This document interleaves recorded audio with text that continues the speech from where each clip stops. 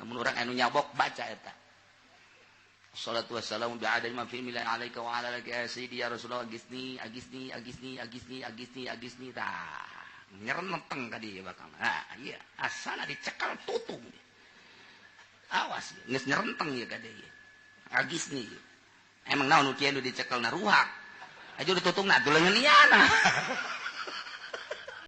Allahumma shalli ala sayyidina Muhammad wa man lam yakum bima anzalallah sahabat kiai sahabat mufti sahabat jaksa hakim qadi jeung sahabat tokoh masyarakat anu teu ngahukumanana make aturan-aturan Allah hartina ngahukuman lain make aturan Taurat maka faulaika humuz zalimun jelema eta adalah jelema zalim tadi diheula faulaika humul kafirun kuari faulaika humuz nu bener kabeh beres caritakeun kitab Taurat nu dicarakelan ku orang-orang Yahudi kuari turunlah Kangjeng Nabi Isa alaihi salam dibere ku Gusti Allah kitab Injil sarua dina kitab Injil ge ditahrif ku umat-umat Nasrani keputusan-keputusan Injil nyaritakeun sifatan Kangjeng Nabi nyaritakeun kepiawaian Kangjeng Nabi ti mimiti dedeg pangadeg Kangjeng Nabi lahirna diutusna berjuanglah Kangjeng Nabi datang ka pupusa Kangjeng Nabi geus dipuat dina kitab Injil ku penginjil ditutupan nu Kangjeng Nabi dina Injil nama rambut data ieu adaga ikal dina Injil kunyana dirobah rambut Kangjeng Nabi nu asli mah adalah jocong Kangjeng Nabi nu asli dina kitab Injil kulitna ieu adalah abyad musarraban bihumratin putih rada kaberem-bereman mun dideuleuh ku urang putih lain berem lain eta lah kulit Kangjeng Nabi kulit bupang bagus-bagusna nu bakal engke diterapkeun di sorga kulit teh kos kararitu kos pamajikan urang di imah pan kos kitu barang dibuka teh bujalna leteng lu dihayalkeun putih aya prak menang nu hideung nasib oh masalah ya bukti nama barang ditanya anakna aya 12 ya hideung sakitu ge hideung 12 mau komun putih teh budak asana 50 bisa bener tah nu jelas Kangjeng Nabi kos kitu teh sifatan kulitna dirobah kunyana Nabi Muhammad nu asli mah ternyata abyad doang teu musarraban bihumratin masyaallah dirobah tah ku Nasrani jangkungna Kangjeng Nabi teh ieu adalah jangkung teh henteu pendek teh henteu sedang wa kana sallallahu alaihi wasallam akmalan nas wa khalqa wa khuluqan zati wa sifatin saniyah marbual qamati sedengan dedeganana jangkung teh henteu pendek teh henteu urang mah pandeuleuh jelema teh teh budak kasep nama hanjakal kurang jangkung teh jangkorang atuh itu budak kasep nama ngan hanjakal kunaon tuh pendek kos bola tuh buleud berarti kalau kayak gitu, aduh itu budak aing leuh beungeut teh ngan, kunaon emang gitu. Atuh awakna sakumaha tulang. Uru jore tah berarti. Teman numpakannya nama sarua bae jeung numpakan gorobang teh tulang mah teh. Jadi geus kos kitu bae tuh, itu tuh. Itu bener aing mah geulis tuh, irung mancung mata buleuk luar biasa kulit bagus. Ajo, atuh kitu ge teh buntelan kasur. Cangkengan teh mah budak. Teh urang mah aya kakurangan we Kangjeng Nabi mah marbu'al qamati sedeng dedeg pangadegna. Di kitab Injil dinaon dirobah. Nabi Muhammad anu asli mah adalah tul jangkungnya nama. Jangkungna ngaleuwihan ti papada manusia biasa. Padahal kan Nabi marbu'al qamati. Aya ge jangkungna Kangjeng Nabi mah ketika diuk. Kangjeng Nabi malamun diuk jeung nu pendek ngaluhuranna sakitu. Kangjeng Nabi diuk jeung nu sedeng ngaluhuranna sakitu. Kangjeng Nabi diuk jeung nu jangkung biasa ngaluhuran Kangjeng. Jadi nu ngaluhuran pundak Kangjeng Nabi ketika diuk Kangjeng Nabi mah selalu aya di luhur bae. Kitulah kaistimewaan Kangjeng Nabi henteu kikieu lah. Henteu ai urang mah pan hayang luhur teh. Budak pendek kieu aing saeutik. Aya deui jelema jangkung aing kieu lah. Aya nu jangkung anggal hiji. Kangjeng Nabi mah teu kitu. Kitu sorangan bae. Kangjeng Nabi ketika dia jeung pendek sakitu bae. Cenah teh pundakna teh teh luhuran. Aya deui jelema nu datang rada jangkung teh tak luhuran deui Kangjeng Nabi nah teu robah kitu bae. Ngajangkungan sorangan, mendekan sorangan. Deh nalika keur calik Kangjeng Nabi. Ari keur nangtung mah marbual qomati dedeg pangadegna jangkung teh henteu pendek teh henteu ieu sifatan Kangjeng Nabi Muhammad sallallahu alaihi wasallam geus dipuat teh ku Imam Ja'far dina Barzanji marbu'al qamati abyadallahu ni musyarraban bi humratin zati wa sifatin saniyah marbu'al qamati abyadallahu ni musyarraban bi humrati wasi'al aini zajabatin hilaliyah. Nah iyeuna tah wajahna Kangjeng Nabi mah kacirina teh percis kos bulan purnama. Nalika leuleuh Kangjeng Nabi urang keur lapar ge jadi seubeuh, beda jeung leuleuh urang keur seubeuh ge jadi lapar. Dibalik masyaallah. Itulah Kangjeng Nabi mah luar biasa. Eta sifatan-sifatan eta dirobah ku penginjil. Sehingga nusok macaan Injil teh keliru datangna Kangjeng Nabi teh. Nah kembali deui tah mah urusanana hidayah. Urusan hidayah adalah urusan hidayah mah adalah Gusti Allah Subhanahu wa taala. Tah dijelaskeun di dieu wa qafaina. Cek Gusti Allah kami nu agung geus nuturkeun, geus milukeun ala asarihim kana tapak-tapak para nabi nu baraheula. Mimiti Kangjeng Nabi Adam alaihi salam, terus Nabi Idris, Nabi Nuh, terus kabelah dieuna datang ka Kangjeng Nabi Sulaiman, terus datang ka Kangjeng Nabi Musa, kabelah dieuna datang ka Kangjeng Nabi Isa alaihi wa qafaina. Kami geus nuturkeun milukeun terus-terusan ala asarihim katapak-tapak para nabi bi Isa bin Maryam. Kangjeng Nabi Isa putra daripada Siti Maryam eta Kangjeng Nabi Isa teh musaddiqal lima baina yadayhi ngabenerkeun kana hukum-hukum nu aya dina kitab Taurat memeh qoblahu memeh Kangjeng Nabi Isa ya memeh Injil minat Taurat nyatane kitab Taurat Kangjeng Nabi Isa teh memeh dibere kitab Injil teh ngabenerkeun kitab Taurat heula. Hajuk cak Gusti Allah Kangjeng Nabi Isa teh wataina kami geus mere ka Kangjeng Nabi Isa alaihi salam al Injil kana kitab Injil lu di jero kitab Injil teh fi hudaw wan nur aya pituduh-pituduh jeung aya cahaya-cahaya pituduh jang nuduhkeun tina kasasaran cahaya ngajelaskeun kana hukum-hukum cukup geus kina kitab Injil bae ge tutup ku ari kitab Taurat ganti ku kitab Injil lantaran kitab Injil ieu anu diturunkeun ka Kangjeng Nabi Isa alaihi salam musaddiqal lima bainau ngabenerkeun kana kitab Taurat geus teu kudu dibuka kitab Taurat Injil cukup kitab Injil ulah muka ambil kitab Taurat saat eta Yahudi degeng tetep bae nyana bae Taurat dibuka keneh bae padahal mah geus wa atainahul Injil kami nu agung geus turunkeun kitab Injil jang Kangjeng Nabi Isa alaihi salam nu di jero kitab Injil teh aya hudan jeung nur geus teu kudu muka-muka deui kitab Taurat lantaran eusi kitab Taurat eta geus dipindahkeun eusina sarua nauhidkeun ka Gusti Allah Subhanahu wa taala jeung hukum-hukum syariat nu aya dina kitab Taurat eta geus dipindahkeun akur aya dina kitab Injil tetep Yahudi degeng bae embungeun nyana teh kitu mukaan kitab Injil manut ka Kangjeng Nabi Isa bentrok deui di zaman Kangjeng Nabi Isa teh antara penginjil Nasrani penolong Kangjeng Nabi Isa jeung kaum Yahudi nu bangkawara nu teu iman ka Kangjeng Nabi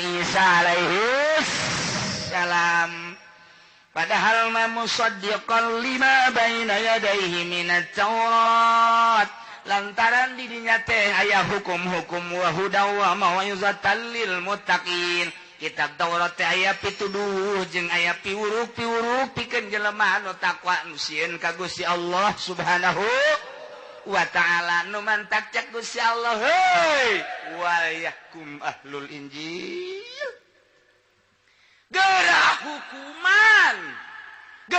hukuman atuh ahli-ahli Injil penginjil Nasrani bima anzalallah hukum nu geus diturunkeun ku Gusti Allah nu kuari hukum dipuat di jero kitab hukuman melalui Injil.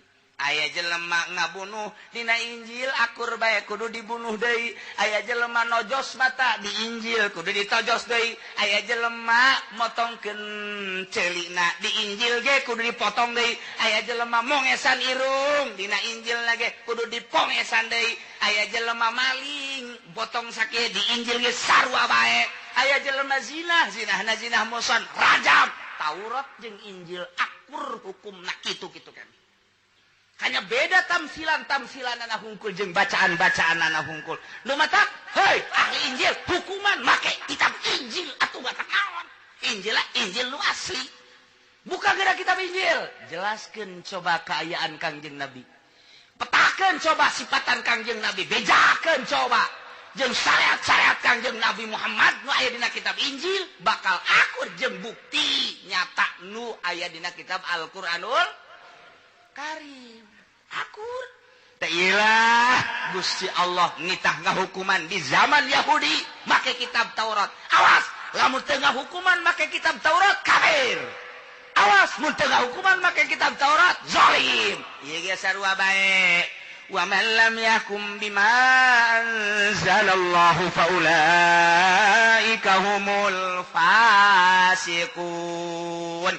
Sahabaya penginjil, sahabaya Nasrani, nu ngahukuman lain make kitab Injilna atau Injil nu geus tahrif, anu geus dirubah ku manehanana, berarti make hukum eta teh lain hukum Injil nu asli. Faulaika humul fasiqun. Injil, penginjil, Nasrani, Katolik, eta adalah jelema-jelema nu pararasek. Parasek teh kabeh. Asal tengah hukuman lain make kitab, ngahukuman lain make kitab Allah pasek berat. Lain make kitab Taurat Yahudi nu asli kafir, zalim, pasek. Nasrani lain make kitab Injil nu asli kafir, zalim, pasek. Kuari di zaman geus lain zaman Taurat deui, lain zaman Injil deui. Kuari mah zaman Al-Qur'anul Karim. Tutup pintu sigotaka Taurat.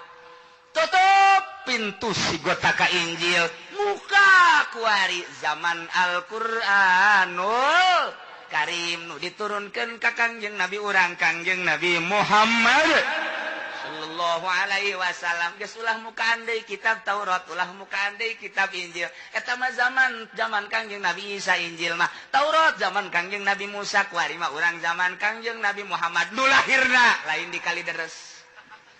Sing hade besi aya ngaku Muhammad lahirna di Kalideres atawa lahirna di Pangodokan Jore Jasa. Muhammad lahir di mana? Pangodokan sieun aing mah. Boro-boro ka Kangjeng Nabi ka pemuda naga sieun. Emang kunaon? Besi ngodok. Tuh, sing hade ieu babara runcul Muhammad atawa nabi-nabi. Aing mah di Betawi aya nu ngaku nabi, di Lampung aya nu ngaku nabi. Asana eta mah meureun petani cau teu laku. Aju ngaku nabi meureun kagok di Garut deui aya nu ngaku nabi. Yasin teh cek nyana teh sabarna mah turun ka kula. Yain Yasin asalna mah Yasmin, nyana teh ngaranna Yasmin. Bego teh budak. Masyaallah di Bandung aya nu ngaku nabi. Heus, ulah kaget. Lantaran Kangjeng Nabi dina kitab Muslim geus ngajelaskeun sabada kuring teh bakal loba nu ngaku-ngaku nabi pasu padahal nabi ya ba'di nabi sabada kuring nu manta kuring boga anak gaduh putra nu nami Ibrahim dipupusan heula ku Gusti Allah cabut besi aya nu ngaku-ngaku nabi. Ai praktik tahun 2000 horenganan di Cikande ge aya nu ngaku nabi. Jore Jasa pan urang mana sia? Urang eta ngaku nabi nabi kula mah urang Cikande. Jore Jasa masyaallah. Mendingan di ditu bae tuh ka Kalimaja. Dengan batu Kalimaya dijualan di mingguan di dieu. Daripada ngaku nabi mah, ta ieu tah nabi lah nabi abad zaman baheula Taurat Kangjeng Nabi Musa, zaman kamari Kangjeng Nabi Isa Injil. Kuari mah tutup eta, bukalah kitab Al-Qur'anul. Geus sabaraha urang anu endek ngarobah Al-Qur'an. Salman Al Farisi nu kamari teh anuku Iran ditangtangan titah ditewak cek Khomeini amankeun ku Amerika mantak aya kamari ieu teh citakan Al-Qur'anul Karim aya sababaraha kalimahna sababaraha kalimah anu rohbah anu tahrif lain citakan Arab tangkap jelemana teu sambarangan Al-Qur'an geus sabaraha urang eueuh alif hiji be bakal kanyawan lantaran Qur'an mah loba nu talar dina teu talarna ge dibaca tos urang mah pan sering maca Qur'an unggal poe kan urang ge unggal poe pan sareri bangun naon teh teu kaburu masyaallah kanyawan alif hiji atawa salah ya alif ulah-ulah eta tuh ayeuna mah ieu madna bae ge anu madna kitu tilu alif bae ge dieuweukeun geus katara jasa salah urang bae ngadengekeun maca qori ngadengekeun Quran anu dipanjangkeun kurang panjang bari teu nyaho urang lembur mah teu nyaho ghairil maghdubi alaihim waladdallin teu nyahoeun sabaraha emad teh janu aya mah di haja di lemburnya mah lain emad age haji emad mah aya tah dibaca ghairil maghdubi alaihim waladdallin cak urang lembur lagi kurang panjang teh budak dodna emang sabaraha pokona aing mah teu nyaho sababaraha penting aing mah tiba heula ngadenge panjang ja geus kitu bae teh banyak mah geus nyaho emad-madan mah emad naon pokona aing mah teu nyaho emad naon jadi lembur aing mah age haji emad geus kolot gitu baca baila hukum ilahu wahidul la ilaha illa huwar rahmanur rahim Allahu la ilaha illa huwal hayyul qayyum aya bae baca Allahu la ilaha illa huwa teh geunaheun kadang cek urang lembur teh duh aing mah teh netred dasana kunaon lakna tah Allahu la ilaha illa huwal hayyul qayyum la ta'khudhuhu sinatun wa la nawm lahu ma fis samawati wa ma fil ardi man alladhi yashfa'u kata mah aya ge tukang menta-menta di Banten jatuh mah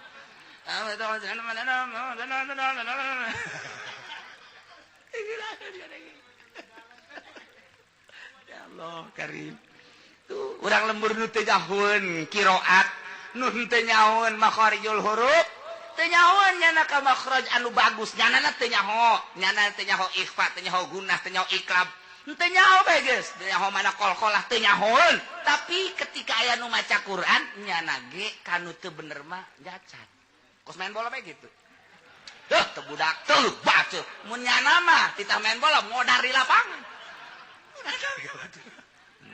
Kornel mah lulu teu budak nyaho aduh budak teu heula bae offset bisa bener bae tapi jangan lamun kita main bola di lapangan atau bola ka mana suku ka mana asalna patrek sukunya anak kene geus teu kudu ku musuh ge geus pokona mah diurut bae geus aja eta kos kitu teh jawaban naon eta ge urang lembur ge kitu mantak urang muludan yuk korina sa anu ulah lah ulah cek aki-aki kunaon emang cek aing mah teu ngeunaheun emang aki pernah ngaji Quran dunda aing gitu dan mahroja bae sana teu ngeunaheun coba aki atuh ulah ka aing aing teu becus atuh pan teu becus tanya nyalahkeun mah bisa gairil maghdubi alaihim waladdallin aing can orang ngadenge kori kos kitu ya nyal coba atuh aki aing embung beus leuwih juara ti nyana nyana ge jauh kanu ngeunaheun mah tah eta kos kitu tah ieulah kuari mah zaman Al-Qur'anul eueuh alif hiji bakal kanyahoan komo sakalimah mah dibulak-balik bakal kanyahoan jasa kanu matak alhamdulillah sampai saat Al-Qur'an geus sabaraha puluh manusia nu deuk ngarobahkeun bahasa Al-Qur'an tetep bae teu mampuheun deuk ngeuweukeun Al-Qur'an teu mampuheun jelema-jelemana doang kajeun atuh Al-Qur'anna mah kuari aya ngan coba kiaina titah istighosah daek bener eta doang tah disumput-sumputkeun hukum Qur'anna mah dibaca bahkan didengungkeun bahkan dimusabaqakeun bere piala ngan dipake mah ulah eta bae eta tah kahayang Amerika teh kos kitu tah alhamdulillah di Indonesia didengungkeun tapi dipake mah hareureunteuk di negara tapi ai urang lembur mah tetep bae tas ngaji horenganan aing karaknya ngaji horeng kredit teu meunang geus aing moal ngeridit deui komo leutik mah kecuali gede hese lah deres horeng bunga bang teh haram jak kiai anu mah make jak kiai anu boga soru make bang horeng nyana teu make aing endek nurutan nu bener moal aing mah nyokot bebak aya bae urang lembur Nuh teu patulapat tali usahana jeung itu jeung ieu netu patulapat tali jabatanana henteu bisa nyalametkeun diri teu make duit bank teu ngeridit budak gade narapi jual beli narapi atuh dibere hidayah mak babarieun Gusti Allah. Gitulah jadi di kalangan bawah mah tetep Al-Qur'an masih kene dicekel, masih kene dibaca, masih kene dibulak-balik kitab lagi, fikih lagi, masih kene dipake. Yakin lamun geus eueuh kiai wallahu alam ya. Mun geus eueuh kiai di Indonesia wallahu alam. Ngan di Jawa Timur masih kene loba, Jawa Tengah masih kene, Jawa Barat masih kene, mantak heseun, Amerika teh heseun ka Indonesia mah ye. Mantak jalan aya pondok pesantren teh hayang meuleum bae. Iya, cenong ki penghambat mah ieu penghambat. Kobo ka Cianjur mah nu ngahalamkeun televisi. Tadeuh atuh produksi aing teu laku cak teh. Teu laku. Direus ieu. Nu masih kene kiai kana TV ka HP bahkan kiai ge jualan HP ngana ge geus. Direus mah kos kitu mah tah. Ieu teh produk-produknya teh teu laku lamun memang bener-bener nyekelan nu aslina. Atau masalah tama alat ieu asal ngagunakeunana bae nu rapi. Tuh sing hade wa man lam yahkum bima anzalallah faulaika humul fasiqun. Naudzubillah min galikus orang pertahankeun ieu kitab Al-Qur'anul Karim, orang perdalem ieu kitab Al-Qur'anul Karim, sampaikeun jeung bikeun ka anak cucu urang ieu kitab Al-Qur'anul Karim, make kurang ku anak urang ku kabehan ieu kitab Al-Qur'anul Karim, abeh urang selamat di dunia wal akhirah bi barakati ummil Qur'an. Al-Fatihah. Bismillahirrahmanirrahim. Alhamdulillahirabbil alamin. Arrahmanirrahim. Maliki yaumiddin. Iyyaka na'budu wa iyyaka nasta'in. Ihdinas siratal mustaqim. Siratal ladzina an'amta 'alaihim ghairil maghdubi 'alaihim waladdallin. Ulama jelek-jelek ge beusi hujan deui teh doa paduh. Geus diturunkeun hujan keneh bae mah teu bagus Pak. Mantak tadi teh loba-loba ge tilu coba. Tilu panas. Allahumma ighfirli wa li walidayya warhamhuma kama rabbayani shaghira. Dicoba engke di lembur urang. A'udzu billahi minasy syaithanir rajim. Bismillahirrahmanirrahim. Fi hadits Tirmidzi anna Rasulullah dan ikut tetap dalam hadis Imam Tirmidzi utawi satuhuna kangjeng Rasulullah sallallahu alaihi wasallam qala iku ngucapaken kangjeng Rasulullah ngucapin lapad idza kana umaraukum khiyarukum tatkala ana apa pirang-pirang pemerintah sira kabeh iku pirang-pirang kang becik sira kabeh wa aghniyaukum simhaukum lan pirang-pirang kang sugih sira kabeh iku pirang-pirang kang barahan sira kabeh wa amrukum syura bainakum lan utawi urusan sira kabeh iku den musyawarahkeun di dalam antara sira kabeh fa wallahu khairul lakum min batniha maka utawi dudur bumi kula becik kabeh sira kabeh tinimang saking weteng ardu wa idza kana umaraukum khsararukum lan tatkala ana apa pirang-pirang pemerintah sira kabeh iku pirang-pirang kang ala sira kabeh wa aghniyaukum bukhalaukum lan pirang-pirang kang sugih sira kabeh iku pirang-pirang kang koret sira kabeh wa amrukum ila nisaikum lan utalan perkara sira kabeh utawi perkara sira kabeh iku tetep kadue pirang-pirang wadon sira kabeh rabbatullahi khairul lakum min wahya maka utawi weteng bumi iku lebih becik kadue sira kabeh tinimbang saking geger ardu. Dina kitab hadis dijelaskeun ku Imam Tirmidzi aya hadis Tirmidzi aya bahasa anna Rasulullah sanya kanjeng Rasulullah sallallahu alaihi wasallam qala. Imam Tirmidzi ngajelaskeun yen kanjeng Rasulullah kantos nyarios kieu idza kana umaraukum khiyarukum wa aghniyaukum sumhaukum wa amrukum syura bainakum fa dhahrul ardi khairul lakum min batniha. Masyaallah. Di mana kejadian pemimpin-pemimpin aranjeun kabeh, pengurus-pengurus aranjeun kabeh, pemerintah-pemerintah aranjeun kabeh khiyarukum nu bararagus cak agama. Kepribadianana secara pribadi konsisten nyekelan Al-Qur'an jeung hadis. Dirinya jati dirina salat teu pernah tinggalin, puasana, zakatna, haji. Urusan kemasyarakatan teu jauh tina aturan Al-Qur'anul Karim. Khiyarukum buaragus pamarentah teh nu bener-bener nyaho kana aturan-aturan Al-Qur'anul Karim. Mun pamarentah maraneh kabeh bagus nyekelan syariat nu sarugi bararahan terutama zakat jeung santunan-santunan terhadap orang fakir miskin yatim piatu nu lemah. Pembangunan syiar agama Allah nu sugih sangat peduli. Wa amrukum syura urusan naon bae dimusyawarahkeun persis kos di zaman Khalifatul Arba'ah, zaman Abu Bakar Siddiq, zaman Sayyidina Umar, zaman Sayyidina Utsman, zaman Sayyidina Ali, aya permasalahan teh dibuka bersama, dimusyawarahkeun jeung para penggede-penggede. Besi salah aturanana, besi dicarekan ku Quran, besi dicarekan ku hadis Kangjeng Nabi. Amrukum syura dimusyawarahkeun. Tah ieu lamun pamarentah nu bararagus nyekelan syara, nu sugihna bararahan peduli luar biasa terhadap agama, urusan naon bae ge dimusyawarahkeun besi salah. Ieu cak Kangjeng Nabi, wa dhahrul ardi khairul lakum min batniha. Latar bumi urang leuleumpangan di luhur bumi leuwih bagus tibatan jero kuburan. Bagusan di luhur eta mah. Lantaran nikmat jasa.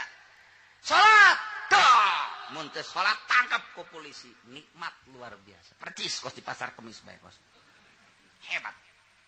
Teu puasa tangkap, berarti luhur bumi leuwih bagus tibatan kuburan. Lantaran di kuburan mah teu bisa ngalaksanakeun puasa, tapi di luhur bumi masih keneh urang teh nyekelan Al-Qur'an tita puasa-puasa. Ketika nu sarugi zakat teu ngazakat tangkap ku pamarentah. Ieu luhur bumi leuwih bagus tibatan jero kuburan tah kos kitu. Ketika aya nu maling, pamalingana beudang, potong leungeunna, luhur bumi leuwih bagus tibatan kuburan. Ketika pemerintah korupsi, tangkap, sel, luhur bumi leuwih bagus tibatan kuburan. Ketika aturan-aturan pemerintah dilaksanakan sesuai jeung aturanana, luhur bumi leuwih bagus tibatan kuburan. Eta nikmat hirup di nagara model kos kitu. Sabalikna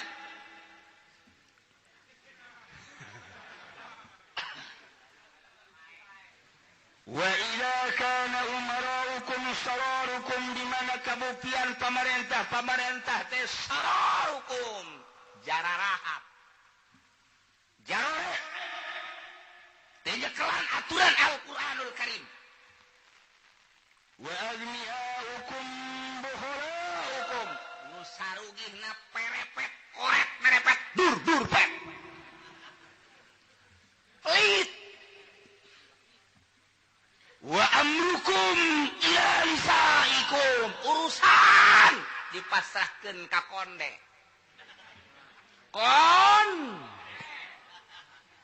Urusan negara dipasrahkeun ka konde.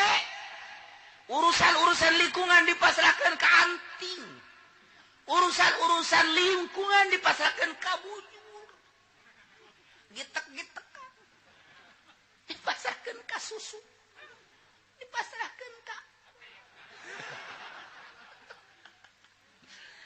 lamun geus urusan dipasrahkeun ka awewe, awas ieu teh ucapan Kangjeng Nabi nu layan tiku anil hawa in huwa illa wahyun yuha. Ieu teh kepanjangan bahasa Gusti Allah.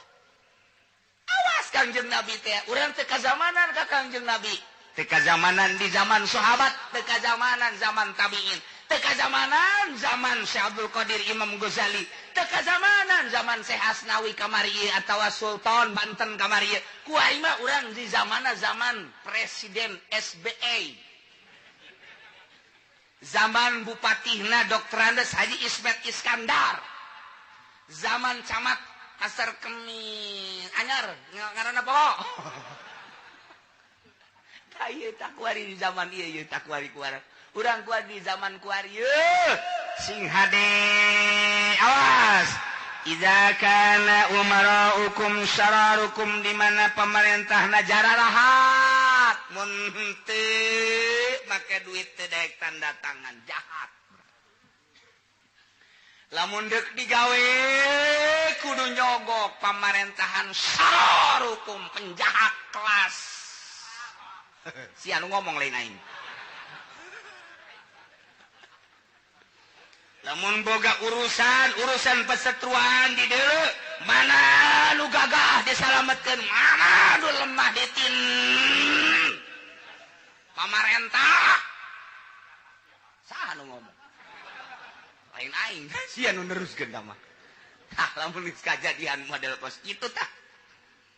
Pemerintahan geus model kos kitu, jahat pemerintahanna. Demi rakyat, dari rakyat untuk rakyat. Ngomong doang ngabaceo. Dari rakyat untuk rakyat. Mana buktinya? Dan nu jelas bade perat rakyat tadi pencet. Bisa.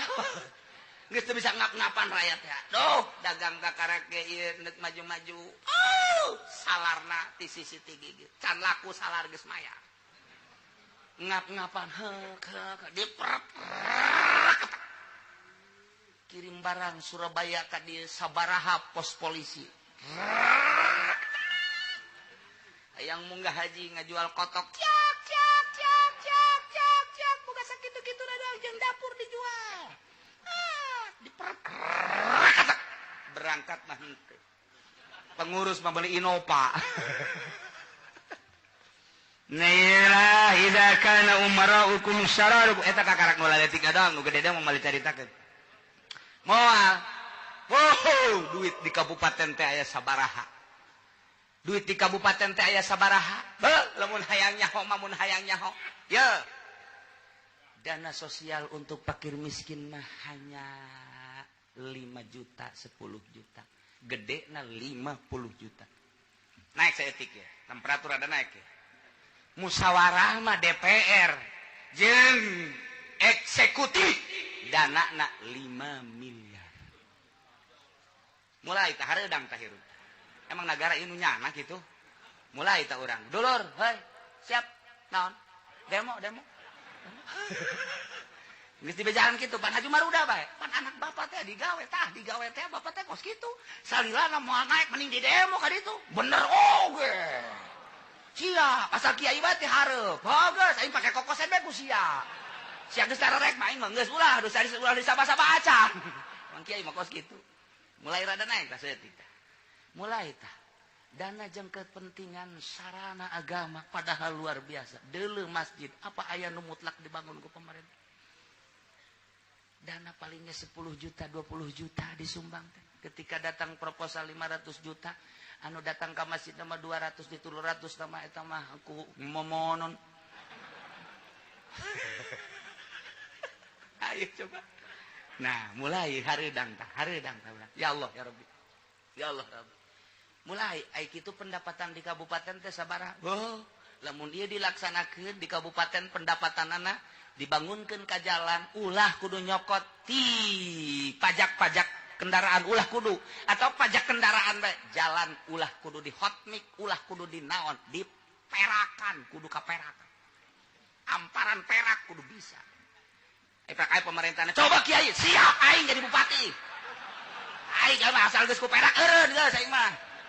Geus pokona mah aing mah asal jalan ku perak bae pokona mah geus. Geus aing geus ku perak mah pan aing nu hayang nyen cincin nyokel saeutik mah.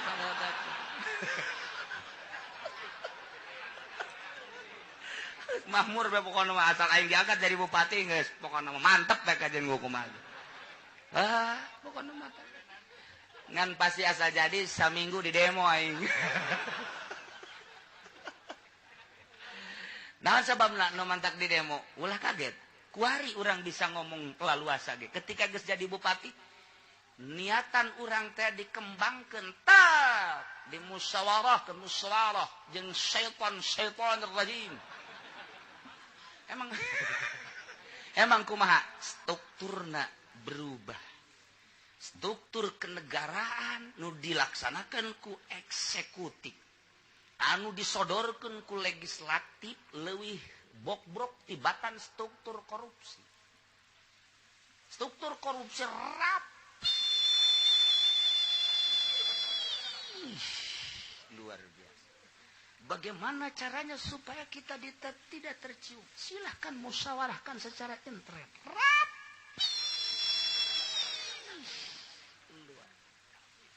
Pan aya jaksa, ikutkan jaksa. Kan ada hakim, libatkan hakim. Ikut sertakan yang rapi. Itu baru di kabupaten, belum lagi di provinsi, belum lagi di parlemen, belum lagi di nomor 1. Hareudang urang teh kos kitu teh. Bagi nu nyaho hareudang jasa emang ieu si nagara siata nagara saha sih? Hah? Aing kakerot bisa uplak huntuy. Nu di luar teh nyahoeun nya. Naon cenah? Cak aing ge ulah di luar bae gajina. Sia mah paling kakerot jeung tukang sate. Lamun nyaho teh kos kitu, masya Allah, 2 struktur